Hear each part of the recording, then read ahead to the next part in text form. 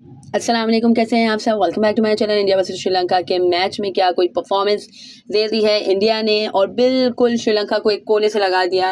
बेचारों को बिल्कुल सर उठाने की मोहलत नहीं दी। एंड एट वन टाइम मुझे लगा कि कहीं एशिया कप की हाइलाइट्स तो नहीं चल रही फाइनल की, but later on I realize के no, this is the world cup match. And first जो इंडिया ने पहले बैटिंग की उसमें 357 का ह्यूज टोटल उन्होंने सेट किया, तो लग रहा था कि शायद श्रीलंका भी आसपास जाएगा। बिकॉज श्रीलंका ने आई थिंक अगेंस्ट ऑस्ट्रेलिया जो उन्होंने चेज करने की कोशिश की थी वो बहुत ही ट्रेमेंडस थी।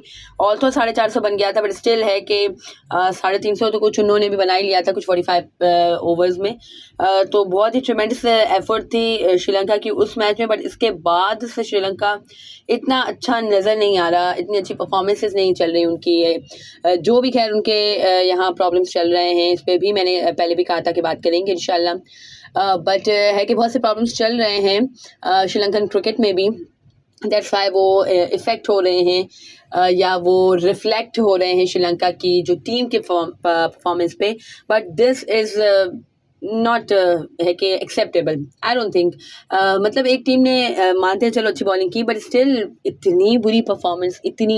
एंड लगातार सेकंड टाइम यानी लास्ट जो मैच इंडिया वर्सेस श्रीलंका का हुआ था, that was in Asia cup final, उसमें भी यही हुआ था। 50 पे आई थिंक पूरी कहानी उनकी सिमट गई थी। और आज है कि चलो कुछ उन्होंने बेहतरी की और उन्होंने 55 रन बनाए हैं, but still it's not done. आप एक इंटरनेशनल टीम हो, पास्ट में काफ़ी आपकी अचीवमेंट्स हैं, so you should not play like this, I personally think. But on the other hand absolutely clinical performance by the team India. और जैसे कि मैंने कहा कि हर एस्पेक्ट में उन्होंने क्लियरली डोमिनेंस का मुजाहिरा किया है। And the way they batted, the way Shubman Gill was batting, जो उनकी नॉक थी वो ट्रिमेंडस थी। Also he was just 8 run short of his well deserving 100, but 92 was not less than 100, I think। क्योंकि खैर जब रोहित शर्मा आउट हो गए थे तो गिल, ऑब्वियसली हमने पहले भी बात की थी कि 2 मैचेस में तो खैर वो नहीं खेल सकते थे because of dengue fever. But later on जब उन्होंने खेला तो इसके बाद उनकी इतनी अच्छी परफॉर्मेंसेस नहीं थी। बट है कि आज जब रोहित शर्मा के आउट होने के बाद जब उनके ऊपर जिम्मेदारी आई तो विराट कोहली के साथ मिलकर उन्होंने अच्छी पार्टनरशिप लगाई। अच्छा है कि इनिंग को संभाला दिया। 92 रन उन्होंने स्कोर किए, बट वो नहीं कर सके सेंचुरी।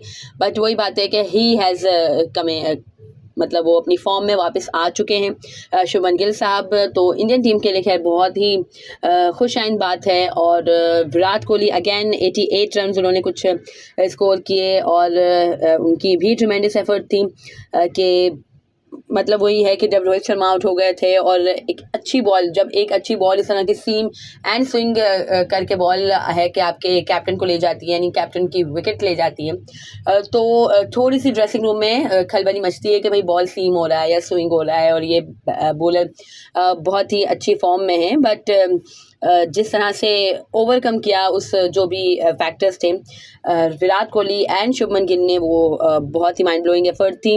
तो गिल ने बहुत ही अच्छी बारी खेली है, 92 रन की उन्होंने बारी खेली, 11 चौके उन्होंने लगाए, 2 छक्के भी लगाए। और विराट कोहली की 88 रन की बारी थी जिसमें उन्होंने 11 चौके लगाए, कोई 6 विराट कोहली ने हिट नहीं किया। And the only loop hole जिसके बारे में हम लास्ट नाइट बात कर रहे थे in Indian team which was Shreyas Iyer, but the way he batted today, उन्होंने सबके मुंह बंद कर दिए हैं, सारे क्रिटिक्स के मुंह बंद कर दिए हैं। And what an inning man, what an inning. मतलब एक है कि एंकर इनिंग खेली है गिल ने और है कि कोहली ने, और इसके बाद जो स्टेज सेट कर दिया था इन दोनों ने। इसके बाद श्रेयस अय्यर ने जिस तरह की है कि क्विक फायर रन स्कोर किए हैं वो बहुत ही काबिल तारीफ़ हैं। ऑल्सो वो भी अपनी जो सेंचुरी से कुछ ही रन शॉर्ट हुआ, आई थिंक 18 रन शॉर्ट थे, but still the way he batted, 6 छक्के उन्होंने लगाए, 3 चौके लगाए और 82 रन की बारी खेली उन्होंने जस्ट 56 डिलीवरीज पे। तो ट्रिमेंडस एफर्ट बाय देम। और इसके बाद के राहुल आज इतना इंप्रेस नहीं कर सके, 21 रन उन्होंने बनाए जस्ट 19 बॉल्स पे। बट और सूर्य कुमार यादव के लिए भी खैर स्टेज सेट था और लग रहा था कि अगर तो वो एक अच्छा ओवर निकाल लेंगे तो है कि India can score more, but खैर वो भी आज नहीं कर सके। कुछ दो उन्होंने बाउंड्रीज ही हिट की थी, 12 रन उन्होंने बनाए 9 बॉल्स पे, और रविंद्र जडेजा ने बहुत ही अच्छे क्रूशियल रन्स जोड़े। 35 रन उन्होंने बनाए हैं 24 बॉल्स पे, और है कि लास्ट में एक अच्छा इंडिया को टोटल सेट करने में मदद मिली। बट आई थिंक कि अगर जो सूर्य कुमार यादव अगर टिक जाते या है कि वो ज़्यादा रन्स करते तो इंडिया क्लियरली 400 को भी टच कर सकता था, बट अनफॉर्चुनेटली चलो कोई बात नहीं। और है कि ओवरऑल ट्रिमेंडस एफर्ट थी with the bat from team India and clinical performance by them. Just Rohit Sharma ही एक ऐसे बैटर रहे जो उतना इम्प्रेस नहीं कर सके, इसके अलावा तो बाकी तमाम ने ही 50 स्कोर किए। 3 50 आए इंडिया के कैंप से, जो बैटिंग कैंप था उसमें से, और रविंद्र जडेजा केवल है कि जो बहुत ही क्रूशल 35 रन थे। और इसके बाद जब श्रीलंका की बैटिंग की बारी आई तो totally disappointment. I don't know what they were thinking. Also खैर बॉलिंग अच्छी हुई थी, बट इतना भी बुरा नहीं खेलना चाहिए। और वही है कि लगातार सेकंड टाइम आप इस तरह से करोगे तो एक फैंस भी बहुत ज़्यादा हो जाते हैं। आज तो खैर इतने फैंस नहीं थे श्रीलंका के, बट फाइनल में जो खेला था एशिया कप का उसके उसमें जो श्रीलंका का क्राउड था एंड द वे दे मतलब वो जितना डिसहार्टन हुए थे, जितना वो डीमोरलाइज हो गए थे उनके फैंस, वो देख के मुझे बहुत फील हुआ था। बट स्टिल है कि clinical performance by team India and they are truly unstoppable. I don't know कहाँ जाके इनकी ये गाड़ी रुकेगी। आई थिंक ये वर्ल्ड कप लेके ही मानेंगे, बट अनटिल और अनलेस के कुछ है कि सेमीफाइनल या फाइनल या जो इस तरह के क्रूशियल स्टेजेस होते हैं उधर कुछ ऐसा है कि ना हो जाए इंडिया टीम के साथ, वरना तो they are winning this tournament. And इससे पहले लग रहा था कि खैर न्यूजीलैंड भी क्लियर डोमिनेंस कर रही थी वर्ल्ड कप में, बट वो भी खैर अब थोड़ी सी नीचे आती जा रही है। लगातार 3 डिफीट्स मिली है उन्हें। First was against India, then against I don't know कौन सी वो टीम थी, और तीसरी है कि अभी जो साउथ अफ्रीका से वो आ रहे हैं। तो दे आर लुकिंग, मतलब अब है कि जो न्यूजीलैंड की टीम है कि उनके सेमीफाइनल के चांसेस भी थोड़े से डगमगा गए हैं, बट काफ़ी चांसेस खैर स्टिल हैं। आई थिंक न्यूजीलैंड को अभी 2 मैचेस और खेलने हैं और दोनों मैचेस उन्हें विन करने हैं। बट जिस तरह की परफॉर्मेंस दी है श्रीलंका ने वो बहुत ही ज़्यादा डिसअपॉइंटमेंट है उनके लिए भी। खैर कि क्या इस तरह की चीज़ हो गई है, अगर आप देखें तो आई थिंक 4 या 5 बैटर्स अपना अकाउंट ही नहीं खोल सके, और इसके अलावा 2 या 3 बैटर्स ने जस्ट एक रन स्कोर किए।